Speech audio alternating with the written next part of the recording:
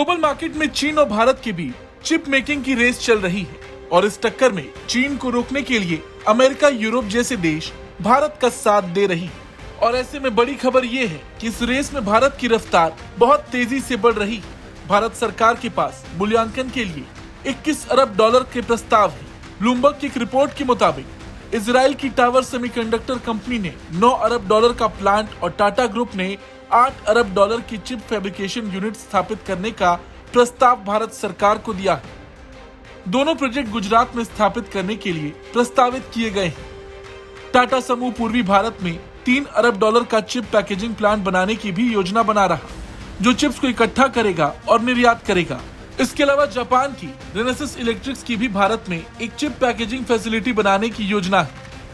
सभी चिप प्रस्तावों पर आगे बढ़ने के लिए केंद्रीय कैबिनेट की मंजूरी की जरूरत है, जो आने वाले कुछ हफ्तों में मिल सकती है। वहीं बता दें, इजराइल के टावर सेमीकंडक्टर ने जो 8 बिलियन डॉलर की चिप बनाने का प्रस्ताव रखा है, देखा जाए तो मशीन की जान कही जाने वाली सेमीकंडक्टर चिप को लेकर भारत तेजी से मार्केट बना रहा। इसे ऐसे समझिए कि भारत सरकार ने सेमीकंडक्टर को लेकर दिसंबर 2021 में 10 बिलियन डॉलर की योजना शुरू की थी। इसके अलावा अमेरिकी चिप मैन्युफैक्चरिंग माइक्रोन टेक्नोलॉजी ने पिछले साल जून में गुजरात में एक नई असेंबली और परीक्षण सुविधा स्थापित करने के लिए 825 मिलियन डॉलर के निवेश का ऐलान किया था। सेमीकंडक्टर मैन्युफैक्चरिंग पीएम मोदी का प्रमुख व्यावसायिक एजेंडा है। वहीं 2022 में इंटरनेशनल सेमीकंडक्टर कंसोर्टियम, जिसका टावर सेमीकंडक्टर एक हिस्सा है, उसने भारत की सेमीकंडक्टर योजना का हिस्सा बनने के लिए आवेदन किया था। हालांकि उस समय इंटेल ने टावर सेमीकंडक्टर का अधिग्रहण करने का प्रस्ताव रखा था।